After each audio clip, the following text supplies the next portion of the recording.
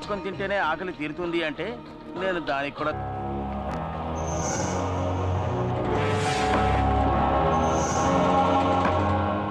మీరు రమ్మన్నారని కబురు చేయగానే ఏదో ఏమిటోనని భయపడ్డాను. ఏమిటి మీకు అంత టెన్షన్? మూర్తి, నీకు తెలుసు కదా, వాయుపుత్ర అనే ఒకడు మమ్మల్ని రవ్వాడించినట్టు ఆడించేస్తున్నాడయ్యా.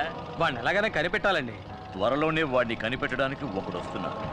వాడిని రాని వాయుపుత్ర నోట్లో వేలేసుకోవాల్సిందే.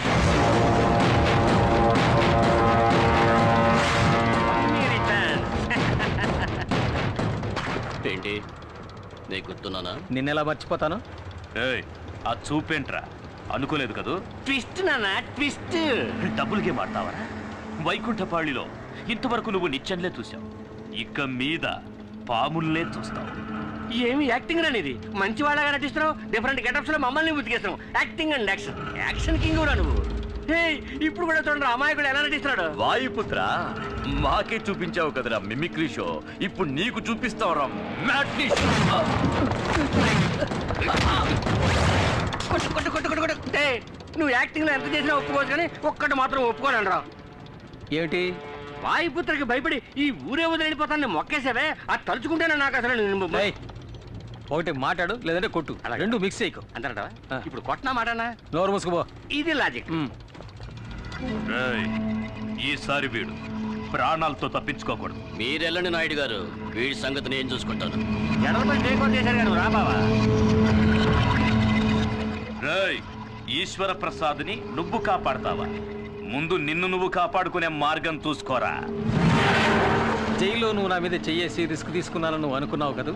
అవునరా, అయితే ఏమంటావు? చెప్తారా? చెప్తా, విను.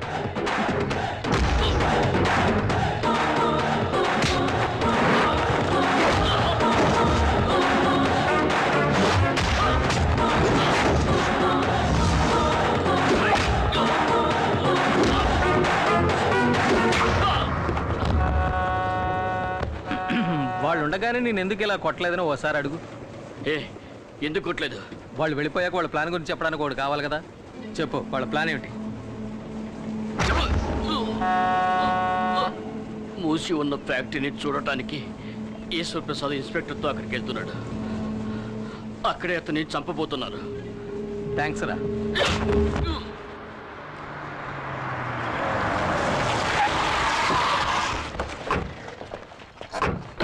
ఎవరు రాలేదేంటి? వర్కర్స్ అందరూ వచ్చేసి ఉంటారు అనుకున్నాను. అది అనవసరంగా గొడవలు అవుతాయేమోనని ఎవరికి చెప్పలేదు.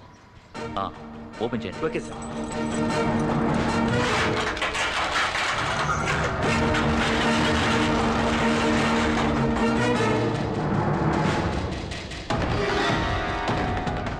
సార్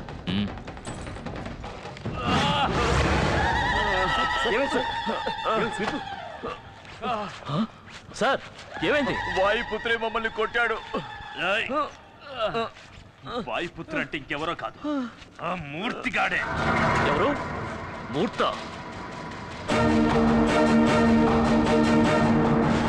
త్వరగా తిప్పండి.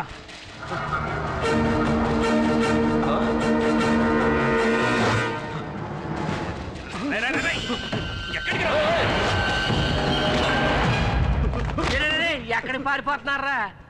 ఎవరు ఎన్ని ఏదో ప్రయత్నాలు చేసినా అయ్యగారు నేను చేయలేరురా. ఎందుకంటే వాయుపుత్రం ఉన్నాడు. వాళ్ళ ముందు ఆస్పత్రి తీశారండి. అయ్యగారు, అయ్యగారు మీరు అలా వెళ్ళిపోతే ఎలాగండి? మీరు చూడాల్సింది ఇంకా చాలా ఉంది, రండి. అయ్యగారు ఎక్స్ట్రా టికెట్.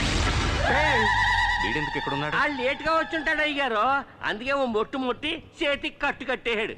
లీడర్ గారికి అంతా చదువుకున్నాడుకి నా శిష్యుడు ఎప్పుడు గౌరవం ఎత్తాడు అయ్యారు. అలా పెంచేనండి.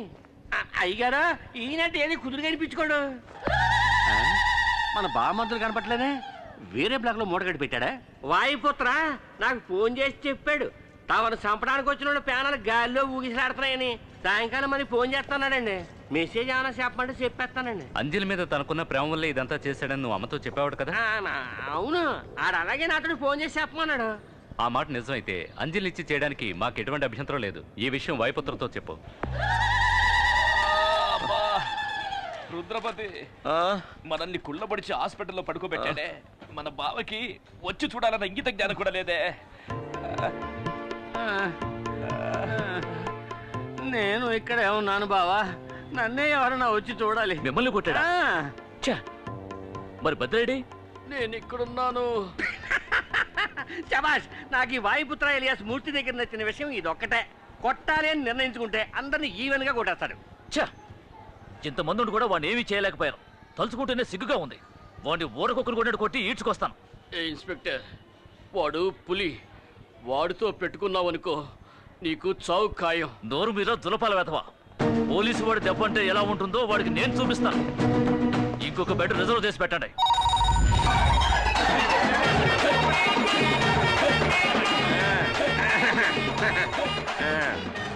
హలో హంసరాజ్ గారు, ఏంట్రా? వాయుపుత్ర పెళ్లి గురించి మాకు చెప్పండి, మేము తెలుసుకుంటాం.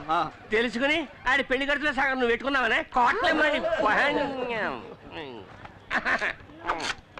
హలో, ఏంట్రా పెళ్లి గిళ్ళి అంటూ మాట్లాడుతున్నావు? అంజలిని నీకు ఇచ్చి అరిచి మాట్లాడుతాను, తప్పుగా అనుకోవద్దు. తప్పు. ఆ అంజలిని నీకు ఇచ్చి పెళ్లి చేస్తారని ఈశ్వర ప్రసాద్ గారు నిర్ణయించేసుకున్నారు. ఆయన నన్ను చూడండి. చూశారంట. వాయుపుత్ర ఎలా ఉంటాడో నాకు తెలిసిన ఆయన స్వయంగా నాతో చెప్పారు.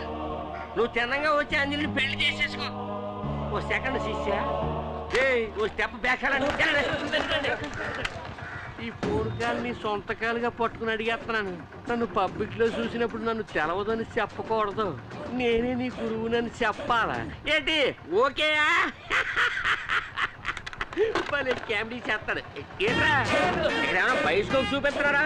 కాసేపు పర్సనల్ గా మాట్లాడారు.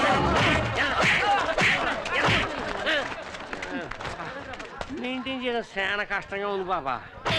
నన్ను నువ్వెందుకయ్యా మెయింటైన్ చేయాలి? నేను నిన్నానేటి, ఇది వేరే మెయింటెనెన్స్. ఈశ్వర ప్రసాద్ వాయుపుత్ర అంటే ఎవరో తెలీదు. అటువంటిప్పుడు వాయుపుత్రికి అంజలి ఇచ్చి ఎలా పెళ్లి చేస్తారు? నీకు విషయం తెలుసా? నేను చెప్పిన దాన్ని నువ్వు అలాగే నాకు చెప్తున్నావు. అంటే అంటే వెళ్ళి నీకు భోజనం తీసుకొస్తాను అంటున్నాను గురువా. ఏయ్, ఆమనికే ఆమనివి నీవేలే. అయిపోయింది, పోరా త్వరగా రా. మీరు అండర్ గ్రౌండ్ లో ఉన్నందుకు నేను దొంగ ముఠా నాయకుల్లో దొంగలా వెళ్ళాల్సి వస్తుంది.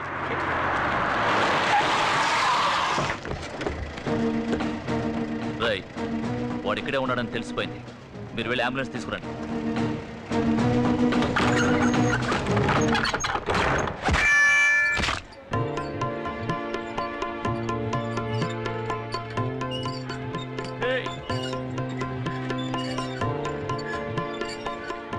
నీ బాసు గారా చేతికి తలకి వాడి కట్టు కట్టించరా అంటే ఆ కట్టేదో నువ్వే కట్టుకొచ్చావే.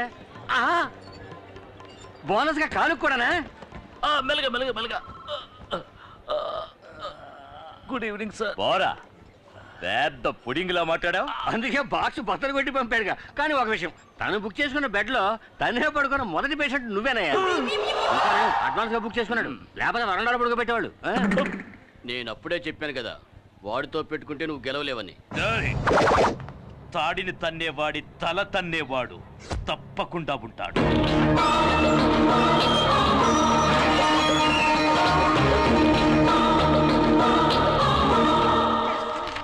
అక్క, ఇది బాలగారు వస్తున్నారు. బాలగారా? అవునక్క, వాయుపుత్ర. ఇప్పుడు మీరు రాకపోయి ఉంటే మా వాళ్ళని పంపించి రప్పిద్దాం అనుకున్నాను. ఇంకా మీరే వచ్చేసారు. నమస్కారం. నమస్కారం. రా బాబు, కూర్చో. కూర్చోండి.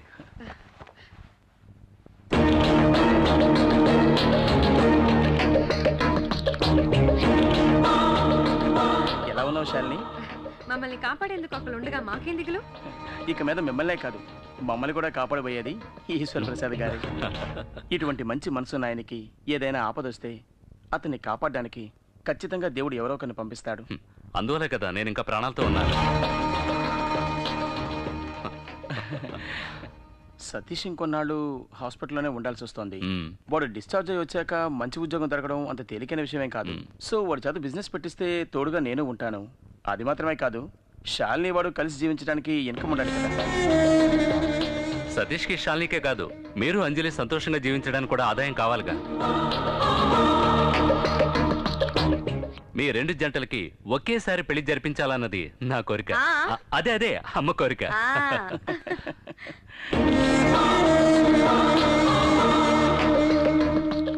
తను సిగ్గుపడి వెళ్ళిపోయింది బాబు.